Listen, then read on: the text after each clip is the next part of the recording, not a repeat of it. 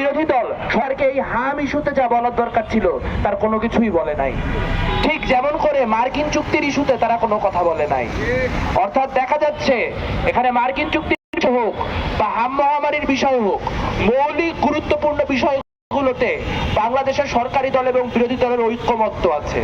আর সেই ঐক্যমত্য হচ্ছে বাংলাদেশের জনগণের বিরুদ্ধে থাকা ঐক্যমত্য।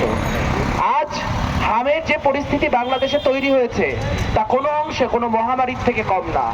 350 শিশু কয়েক সপ্তাহের ব্যবধানে মরে যাওয়া কোনো স্বাভাবিক ঘটনা না। এবং এই ঘটনা কেন ঘটেছে তা আমরা জানি। আমরা দেখতে পেয়েছি অতীতে হামের টিকা কিভাবে ইউনূস সরকারের আমলে একরকম বন্ধ করে দেওয়া হয়েছিল।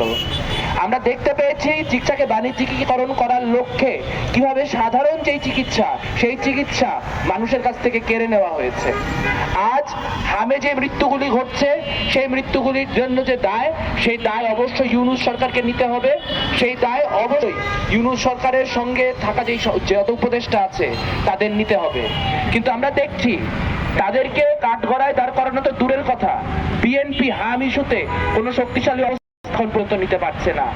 আমরা স্পষ্ট বলতে চাই, একটা মহামারী যদি হইতে থাকে এভাবে করে, তাহলে আসলে একটা সরকারের তাদের ক্ষমতা বসে থাকার কোনো ধরনের যোগ্যতা না। সেই জায়গা থেকে আবারও বলতে চাই যে বাঁচার মতো বাঁচতে ধরলে গদি ছাইরাতে, বাঁচার মতো বাঁচতে দেয় মানে আর কালকে থেকে যেন আমাদের একটা শিশুও হামে নিহত না হয়। অনেক ক্ষতি ইতিমধ্যে হয়ে গিয়েছে। অবিলম্বে সেই সংকটটাকে রাষ্ট্রীয় সংকট হিসেবে আইডেন্টিফাই করতে হবে এবং তার জন্য তা প্রতিরোধ করার জন্য যা যা করণীয় সেই সকল কাজ করতে হবে। তা না হলে যেরকম করে খুব ভালো পরিণতি ইউনূস রেজিমেরও হয় নাই, তেমন করে বিএনপির পরিণতিও খুব ভালো হবে না। সকলকে ধন্যবাদ।